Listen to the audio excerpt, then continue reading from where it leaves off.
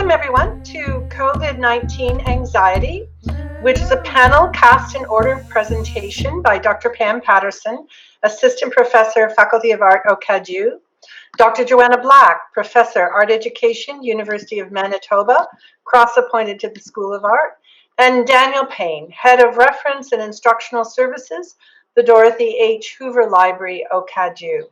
COVID-19 Anxiety is a creation research project which began June 2020, running concurrently with an online undergraduate course, Materials and the Anthropocene, at OCAD University, in which researchers and students learned and made together, co-investigating the social and political implications of location, refuge, and loss in the Anthropocene. So COVID-19 anxiety manifests as a collaboration among artists, Dr. Pam Patterson, Daniel Payne, and Dr. Joanna Black. So we've been investigating how we discern COVID-19 pandemic anxieties and how these have been exacerbated by the social and political implications of location, refuge, and loss. Over this year, we've been inspired by the intense activity that's taken place among us and with our students. Through researcher activities, including public talks and internal shared exchanges, reflections, and literature responses, we as a group have reflected from and spoken to our particular locations as queer, with disabilities, etc., investigating our unique experiences and procreant uses of COVID-19 anxieties. These activities have evolved through different courses and related activities, student and research assistant collaborations, and the various projects and online exhibitions we've developed to support our own research and that of our students. Slide, please. Mimicking the intense isolation and anxiety perpetuated in and by the COVID-19 pandemic, we've produced online creation research and University of Manitoba websites, a joint public exhibition through Gallery 1313 Toronto, and an OCAD LibGuide resource site. So our panel of three today is going to speak to our activities as educators, curriculum specialists, researchers, and artists in art and design education. So while each of us are going to take up a particular research focus and use our own lens for and in practice here today, we would hope that overlapping conversations are evident in these complex, interconnected representations. We're still exploring how we might come to understand, learn from, and contextualize this current pandemic. So we welcome you today to observe how our resources and research to date might activate a different paradigm for anxiety use as a creative strategy for the development of generative, creative, pedagogical methods for community in making, teaching, and in research. We invite scholarly attendees to join us in complicating some of the current anthropogenic material in museum education, in art objects and installations, and video that spectate the COVID crisis, and in being extra attentive to more complex pandemic, epidemic, and potentially post-colonial literature, underrepresented in art education in some fictional practices. We would hope that students and researchers, educators, and practitioners might, following on this discussion, be more cognizant of how project work, such as COVID-19 anxiety, can benefit future generations of scholars and practitioners. Our students and student researchers have been provided with opportunities for development through hands-on research, production experience, and through parallel creation activities. We have benefited so much from working alongside such students, and we would hope that they too have learned from us. Slide, please. So epidemic, pandemic, generational anxiety. So sites redolent with foliage and vibrant with memory, gardens, parks, beaches have become refuges for many during this COVID pandemic. Those who've had access to such spaces talk about a walk in nature as being restorative. Slide, please. But often absent from these natural spaces are Canada's First Nation, Métis, or Inuit people, people of color, those living in poverty, and those with disabilities, as often entry to or behavior on this land has been curtailed and regulated. Slide, please. During this pandemic, many of us have been denied access to public, religious, and cultural spaces, or have lost employment, home, or family members. Sites of refuge or security, or places that have nourished cultural and community connections have been disrupted. How can we story and speak to this? Canadian cultural theorist Natalie Lovelace notes that spaces are now being made for practices grounded in literacies that tell other stories, uncanny stories, that have the potential to carry within them other ethics. Slide, please. In my case and others, these stories are often painful, recording a loss of health, of refuge, and of life. Indigenous scholar and storyteller Thomas King said in his 2003 Massey Lectures, "The truth about stories is that that's all we are. I tell these stories to suggest how stories can control our lives. For there's a part of me that's never been able to move past these stories, that is chained to these stories for as long as I live." Located in Canada as settler, descended from Irish farm stock, I, as a queer disability artist, have been photographing manipulating images taken in the village where my ancestors were purported to have lived in Ireland, and at the historic St. Lawrence Seaway immigration arrival site of Grosse Ile. There are no written records of any of my ancestors having passed through inhabiting these sites. A record only exists in my family stories. Slide, please. My interest has been in the trauma of epidemics and the cumulative impact of colonial policies and practices on people. UPIC elder Harold Napoleon declared in a 1994 essay that epidemics had battered his inner nation for nearly 2 centuries and had left the people traumatized, so traumatized they could not speak about it. The Spanish flu, cholera, smallpox, and polio epidemics have already occupied settler collective consciousness, but we now are finally acknowledging those which decimated North American Indigenous people. Lakota scholar Maria Yellowhorse Braveheart, in her article Wakikiustiapi, Carrying the Historical Trauma of the Lakota, compares the effects and manifestations of historical trauma on different communities. She concludes that the manifestations of trauma, although produced by different events and actions, were exhibited in similar ways within each afflicted community. This COVID-19 pandemic, as a contemporary ordeal, has impelled us to examine these pre-existing traumas. Slide, please. My attention has been currently on first understanding Irish diasporic trauma, notes Irish writers Cecil Wooden-Smith and Tim Pat Coogan, in colonizing Ireland as regulated by the Acts of Union in 1901.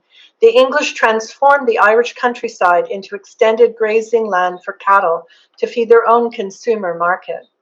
Property was largely owned by absentee or Anglo-Irish landlords.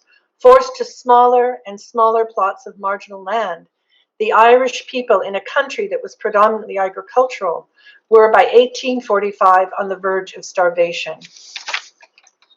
Ireland's population had been rapidly increasing due to the nutritional value of the potato monocrop. But even before the crop failed, 3/4 of Irish laborers were unemployed. Housing conditions were appalling and the standard of living was unbelievably low. Slide, please.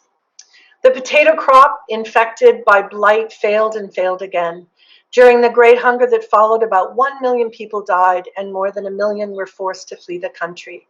Between 1845 and 1855, no less than 2.1 million people left Ireland. It was one of the greatest mass exodus from a single island in history.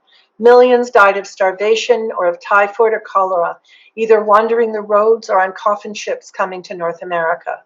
The famine and its effects permanently changed the island's demographic, political, and cultural landscape, spurring a century-long population decline. For both the Irish native and those in the resulting diaspora, the famine entered collective memory. Only now are the Irish people beginning to speak of it. Slide, please. The work I developed for COVID-19 anxiety addresses Irish intergenerational trauma, a trauma of disease and loss. Many who left Ireland during these times often returned years, sometimes over generations later, with the pain unresolved. For some, it continues to sit as an immutable block in their psyche. Their perception has become, as Noella O'Phelan said in a 1988 interview, flattened out, making it almost impossible for them to comprehend their current location and identity or potential to thrive in their adopted countries. COVID-19 has acted as a trigger to reanimate this trauma recorded in stories of familial absence, delusion, and suicide. Slide, please. As an educator, I'm attentive to how this pandemic is generating new pedagogies, but even more so, how it is reinitiating significant dialogues. With each epidemic and pandemic, generational anxiety builds. One can see this struggle in the stress currently felt by many of our colleagues and students. These anxieties are often rooted in histories of dispossession, of genocide, slavery, and colonialism, material and psychic deprivation, and violence and systemic exclusion. Slide, please. The current demands of navigating this trauma compromise the resources available to a national population, we're told. But who are those that will emerge from this pandemic comfortable, healthy, stable, and secure? The photo images I've shown here are panoramas that constrain and silence loss and trauma. Sites are emptied.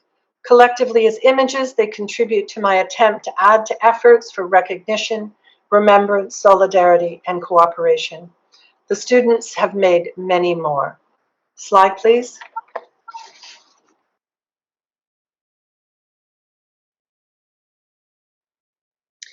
Okay, I'm Joanna Black. I'm going to discuss my artwork, Digital Face-to-Face Relations in the Cyclone of the Pandemic. Slide, please. I work at the University of Manitoba and teach many Indigenous students at the Faculty of Education. I've situated my artworks in location to where I live, but I believe what I'm addressing extends to the collective experience of many living through this pandemic. I will describe my research creation in relation to a narrative addressing psychological, societal, and political issues. Over a year ago, the pandemic swiftly moved into North America, first invisibly with announcements it was spreading, and then discernibly in mounting illnesses and deaths. On March 12th, COVID-19 emerged with the first presumptive case here in this province, in Manitoba. Slide, please. It was surprising how quickly this university shut on the day, oddly, and if you are superstitious, Friday the 13th of March, 2020. Indeed, it was an abrupt closure. On that day, our university center broke out into a real fire. That for me symbolized the transition, moving from face-to-face teaching to an online teaching forum. It took only 15 days from the first Manitoban COVID-19 case to the first death. By March 31st, all educational institutions, stores, except essential services, dentists, doctor's office, and international travel were effectively closed or moved online. We witnessed the personal and collective shutting down of our society, our rules and regulations being implemented, causing our lives to change drastically. A state of emergency was declared in Manitoba. By September 6, 2020, we faced over 27 million cases of COVID-19 worldwide. For me, I became totally discombobulated. This was when I first began addressing the theme of location, refuge, and loss in the Anthropocene and began working with Pam and Daniel. Slide, please. I began looking at the world around me within the narrow confines in which I was allowed to travel, here in Winnipeg. Slide, please. I began seeing my city alter. Winnipeg is also home to Guy Madden, who depicted it in his film My Winnipeg. I don't know if some of you are aware of that. And slide. And the home of Canadian-Ukrainian photographer, filmmaker John Paskovich, as well as the renowned Indigenous painter Kent Monkman. Slide, please. All three of these artists depicted the troubled, challenged, I would say, North End. This is the location of our city. A recent 2013 Global News report it is one of the top 3 most economically challenged locations in Canada. Slide, please. Restrictions lifted from provincial travel this last summer, and consequently, I ventured outside of the province to Kenora in Ontario in a hot summer day. Kenora is a summer retreat for many inside and outside of Canada. Normally a popular and bustling summer vacation refuge, known as a vibrant cottage center, it has been transformed into what it appeared to be like a ghost town last summer. There were inhabitants, but none to be found on this usually active downtown streets. People were all isolating themselves in their own house and cottages. I was startled to find the sense of emptiness, loneliness, starkness, and quiet. What I confronted were images of myself in the city glass and signs in vacant buildings. It was what I called the summer of the city of glass. Winnipeg and other places were much the same. Slide, please. I felt that this sign epitomized the confusing isolation. It was sort of the isolated situation of the time. Slide, please. As we are seeing, I saw stores, cinemas, businesses being threatened by closures, thereby suffering a loss of fiscal support. In the case of larger businesses like Cineplex, Canada's biggest theatre chain, stocks have been plummeting in an alarming manner, resulting in its removal from the Dow Jones indexes recently. See you soon, as you can see on the slide, is not true. Cinemas are constantly being shut down. Newspapers are being challenged, their existence is threatened like so many smaller businesses. They have been assaulted by not only social media companies, but now COVID is causing massive shutdowns. This slide portrays a few of the fallout images from effects of this pandemic. Slide, please. The image taken in Kenora stared back of me of myself alone on the empty streets. It resulted in the artistic work I created called, and this is the next slide, a COVID-19 self-reflection. Slide, please. I confronted emptiness, loss, and solitude in the image I took of myself. Slide, please. A close-up is of me looking into a storefront window. I only saw myself staring back with a blockade of words echoing loss, refuge, and retreat. The digital face-to-face relations I confronted was with myself alone with my own camera. Returning to Winnipeg, I saw my day-to-day life changing in absolutely unforeseen ways. I ventured out of my house only to take exercise and to buy food, which is still the case at the present time, with an over 600 population count right now in our city. We are now dealing with COVID-19. We're one of the top 3 in North America. I ventured out of my house only to take exercise, to buy food, which is still the case at the present time. I've been extremely isolated. Slide, please. The next artwork, Food Security, depicts what I saw happening. At the beginning of this pandemic, people bought up alarming amounts of items like toilet paper, flour, sugar at grocery stores, with new escalating problems, including hardships regarding adequate food distribution, trade issues, chain disruptions, currency devaluations in some country, and a great loss of jobs. Food security risks are compounded during the pandemic. In Canada, as in many parts of the world, food insecurity is being challenged by market instability, dissemination problems, and increased costs as we head into the future. Indeed, as Holland argues, food safety should not be taken for granted. For this artwork, photographs were taken during a food shopping excursion during the pandemic at Sobeys last spring of 2020, a common Canadian grocery store. As well, photographs were also taken in the downtown area of Winnipeg, Canada, in the North End, near the famous intersection of Higgins and Main Street, close to a food bank near the Canadian Museum for Human Rights. As escalating food prices occur and scarcity of some items develop, the economically challenged are finding themselves in difficult situations. Slide, please. I, like so many others, find myself in challenging situations. The feeling of isolation with my current life on Zoom, increasingly taking over the hours in my day. My social media usage, I find, is escalating using such sites as Facebook and Instagram, to name a few programs. My past, face-to-face relations has taken a 24/7 virtual life. These are images of me at the beginning of the pandemic last year, which I took using Instagram. I grew up in the 1960s. My baby boomer generation lived under the threat of Cold War and nuclear annihilation, yet the world looked hopeful, and many in the post-war aftermath viewed it as prosperous, economically stable, and actually promising.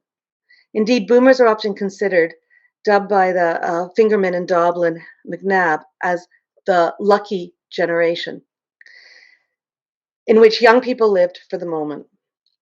Next slide. This next artwork I did is called My Generation. The 1960s was the era of pop art, and maybe you should move back one slide. Can you move back? Yeah. Okay, that's fine. The 1960s was the year of pop art, and artists flourished such as Andy Warhol, who celebrated mass production, common culture, and advertisements. So yes, just move on to the next slide. Thanks. Attractive bright colors, layering and repetition were common pictorial elements. In the USA, artists were inspired by their life experiences. The artwork, My Generation, is a response playing off this pop art style. Indeed, all my images I'm showing today are paying homage to this. In this work, I addressed the picture of youth in 2020, 2021. A prominent rock and roll group, The Who, wrote the lyrics to My Generation, released in 1965, about the angst of teenagehood. Move on close to half a century later. Here we are in this artwork, My Generation. I ask myself the same question now for youth today, confronting COVID-19. Specifically, I ask, what is the place for young adults coming of age in society today? This generation is confronting great disparity between rich and poor. They've been raised in our neoliberal age where COVID-19 is causing economic catastrophe, mass unemployment, poverty, illness, mental health deterioration, and deaths. What psychological, social lived experience are they confronting as they are increasingly isolated, barraged with rules and regulations mandated during COVID-19? They are turning increasingly to social media to lessen their remoteness and aloneness. In the digital age, the Instagram image-based sites dominates amongst teens. Depicted in My Generation are two lovers in an Instagram image, their togetherness, their expressions, and protection of mass living in the age of COVID-19 at present.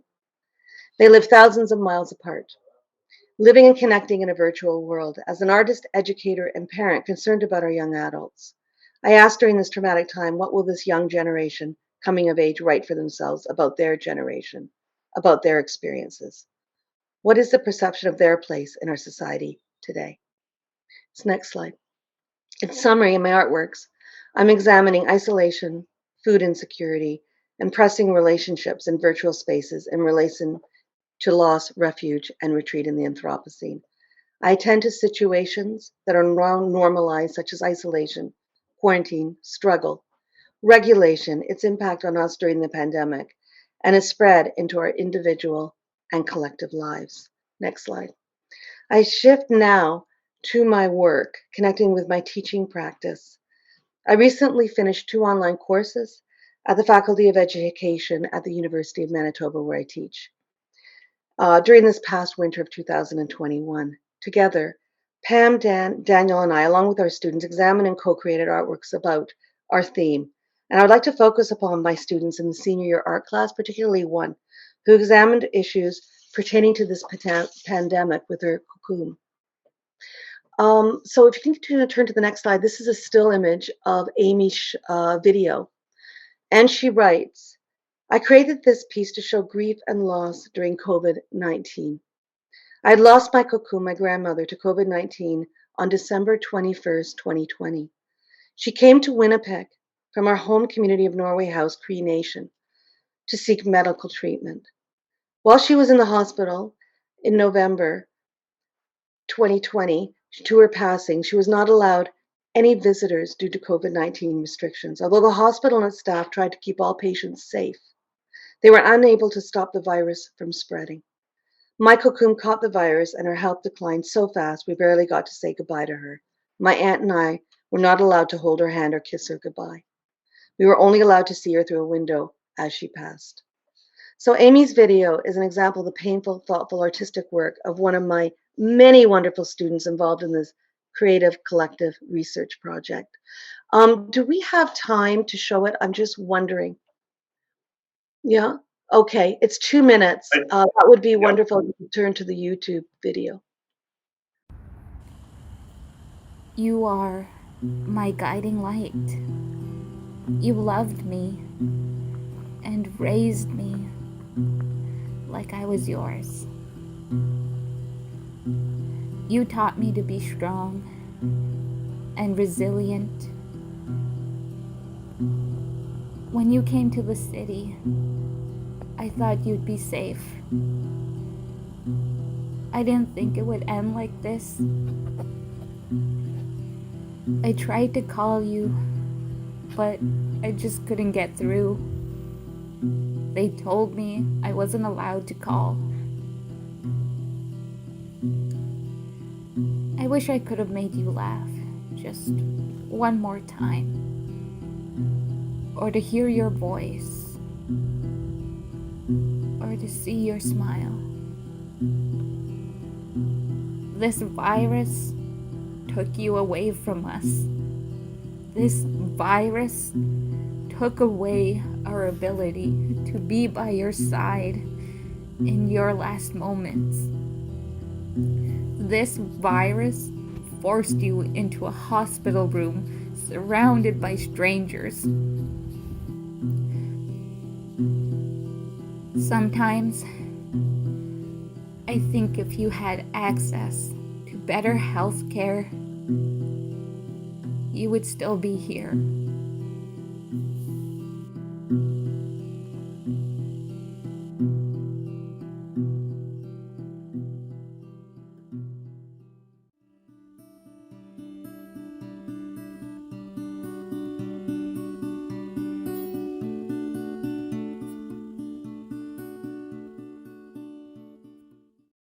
This is one of the many projects, and certainly a poignant um, statement about Amy's loss and sheer frustration and grief with what had happened. At this point, I'm going to now turn the presentation over to Daniel Payne.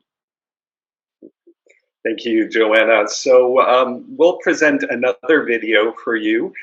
This is the culminating project of Pam, Joanna, and I in putting together this video, which was funded by the Canada Council. So if we could play the COVID-19 anxiety film.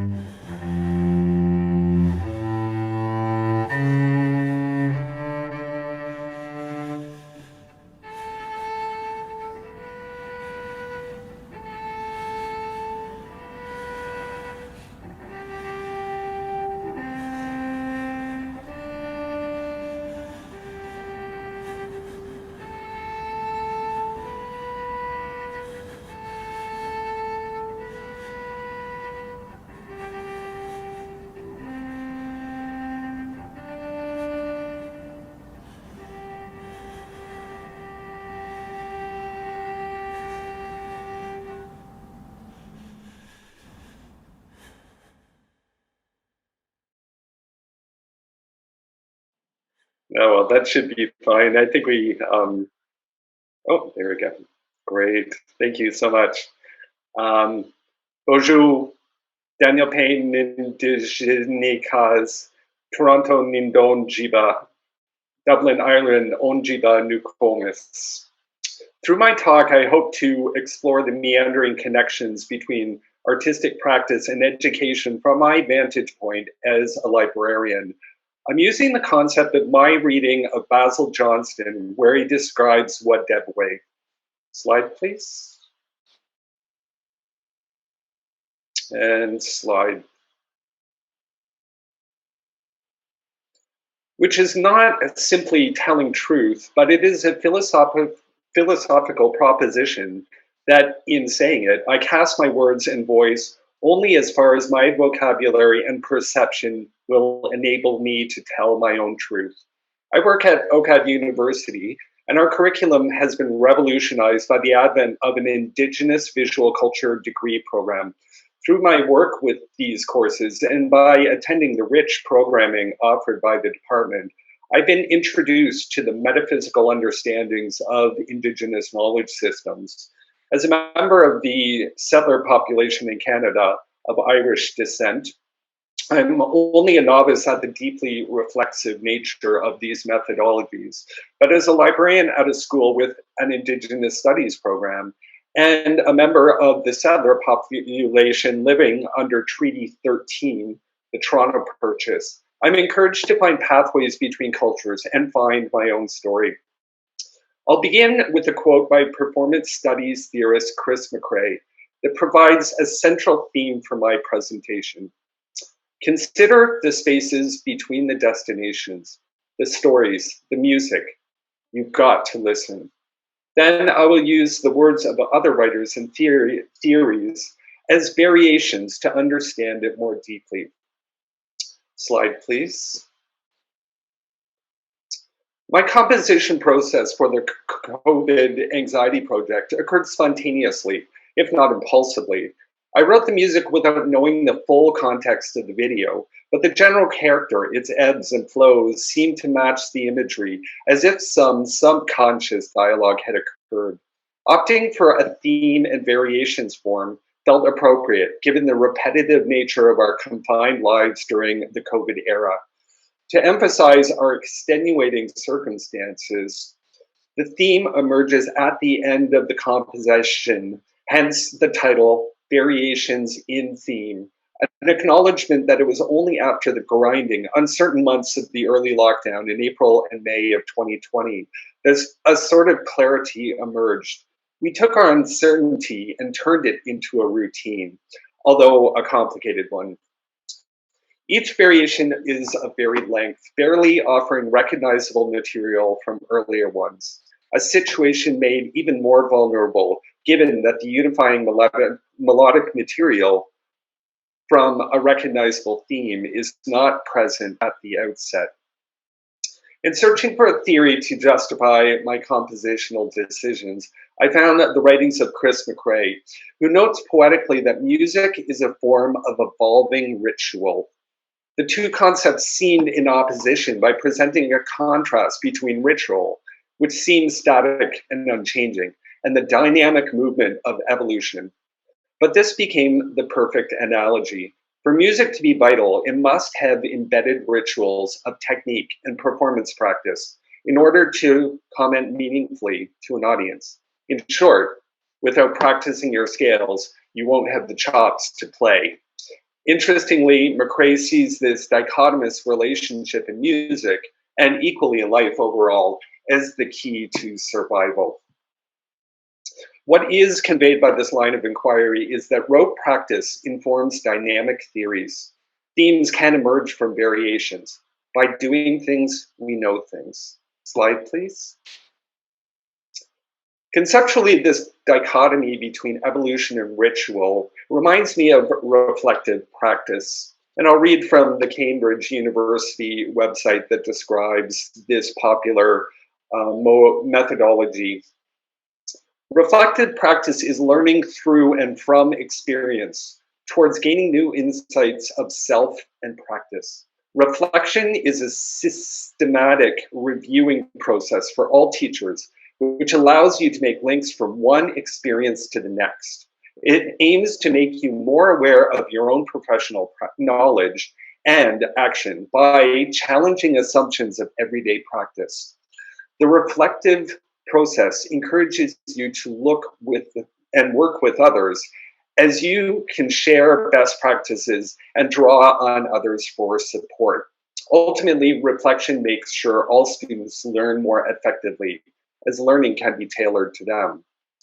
Although essentially a dynamic approach to instruction, where every teaching action builds cumulatively to future actions, the process can only be meaningful when one is looking backwards. Slide, please. This phenomenon resonates with Indigenous knowledge systems. Maori educational theorist Dr. Leslie Rameka describes this poetically in an article from Contemporary Issues in Early Childhood, titled, "I Walk Backwards into the Future with My Eyes Fixed on the Past." Dr. Iola Hawk Laura Booker, a member of the Stolo Nation from the Fraser Valley in BC, offers a similar concept in the title of her PhD dissertation from the Faculty of Education at Simon Fraser University, "Walking Backwards into the Future with Our Stories." The ritualistic practice of teaching, therefore, uses reflection to evolve one's practice. Slide, please.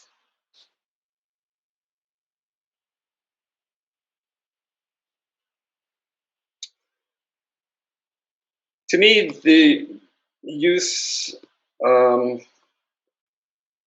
is there. Can you just go back? And one more. Okay, great. Sorry, move ahead too. Thank you. Thus, the basic quadrants of teach, practice, consider, and self-assess yields a belief that practice informs theory. Such a philosophical stance is at the central core of studio-based education. We learn by interacting with artistic mediums in the evolving ritual of the studio environment. To me, the use of the circle for reflective learning models requires a comparison with the medicine wheel. The Anishinaabe conceptualization in my location in Treaty 13 territory offers fertile conceptual material and is, in fact, at the foundation of our OCAD University's Indigenous Learning Outcomes Policy. As you know, the medicine wheel encapsulates all aspects of our biosphere, integrating human knowledge systems into its systems. Moving from the four directions, the model maps our states of being from mental to spiritual, physical to emotional. Balance between all four states is essential to survival. At a most basic level, it is incredible how closely the requirements of reflective practice are fully represented in the teachings of the medicine wheel. Next slide, please. I use the model provided by Dr. Nicole Bell, who is Anishinaabe from the Bear Clan from Kitigan Zibi First Nations, an assistant professor in the School of Education and Professional Learning at Trent University. Although she proceeds through the wheel in clockwise motion, in my consultation with a member of the Rama Minjikanning First Nation, he described how, in his tradition, one proceeds through the wheel in a counterclockwise manner. I find that this actually empowers the reflective learning model by making our actions far more meaningful and intentional. So we start with teaching, which is do it. Practice, figure it out. Consider, relate it. Self-assess, see it. Note that you cannot fully see teaching actions until you have the physically embodied story of how you enacted them. To translate these practices in my work as a librarian, slide please. Russian theorist Mikhail Bakhtin provides an ideal bridge. At a basic level, he says that there are two contrasting forms of discourse. One is monologism, the voice of authority and power expressed through sermons, lectures, dictums, legal proceedings, and the like. These forms of discourse cannot be debated, discussed, or critiqued, but must be accepted. Ironically, these monologistic characteristics are most frequently associated with librarians in popular culture. Just had that in there. At the opposite end of the spectrum is dialogism, where the messiness of debate is not seen as chaotic, but as providing one authentic voice expressed through multiplicity. Slide, please. Dialogism allows us to combine the words of others, re-expressed and reworded using our own voices, so that from this emerges a harmonious polyphonic voice, a musical reference that is evocative for me. Slide, please. Dialogism is fully embodied in our Canadian Federation of Library Associations Statement on Intellectual Freedom. Although an officially endorsed document, monologic form of writing, its emphasis on the rights of our library users to fully empower their own intellectual pursuits renders this a most dialogic of monologic documents to guide library practice in Canada. Its core philosophy is that the self-directed learning strategies of library users must be the foundation of our professional practice as librarians. We cannot create library theory without the practice of users. How we act as librarians is dependent on what people do in libraries. I find this professional vulnerability an empowering philosophy. Slide, please. So in closing, I find that the dialogic discourse of vulnerability lies in the liminal spaces between ritual and evolution, practice and theory. Opening oneself to this discursive space brings balance between dichotomies. Teaching from these spaces creates polyphony in our practice. To come full circle, I'll again reference Chris McRae. Consider the spaces between the destinations, the stories, the music. You've got to listen. It is through these reflective practices that we can begin to understand what devoué in our educational practice. Slide, please. Thank you. Team McGretch. All the links to the exhibitions, to the University of Manitoba, the University of Manitoba website, to our research creation project between the three of us, to all of the speaker series, to our student work. I was actually looking at that today, and I realized, my God, that's incredible. I mean, the work that we did, and we were, I think, Joanna, you and I were figuring out that it was about 100 people across Canada. Over 100, yeah. That over 100 people across Canada were involved in this project. Yeah. That's amazing. Isn't that amazing? That's we couldn't believe incredible. it. Yeah. Yeah. I think I lost count, Joanna, so thank you for finishing that count. No, that's fine. And Emily, I put up the Cocoon. It's a youtube.com watch. That's the one that I put into the chat line for the one I showed. Awesome. Thank you. Thank you both so much. You're welcome. And thank you for your presentation. I was busy taking notes, and so awesome. I learned a lot from that. Oh, yeah, cool. I really liked how you were talking about Daniel, applying the medicine wheel to your life, and I think a lot of people could really reflect on that for sure. Yeah, and I thought it was interesting. First, potentially problematic that this reflective learning model is being presented without any kind of reference to the medicine wheel, and I really do think that. It may not be intentional, but I do think that there is an uncanny similarity between the two, and there should be some recognition of that. Yeah. First of all. But also, depending on how you go through it, whether you're going clockwise or counterclockwise, it completely changes the approach to making sense of a situation. And I really do feel in education, the counterclockwise approach makes more sense. You're embodying your story before you can actually see it. So anyway, I thought it was interesting. Yeah.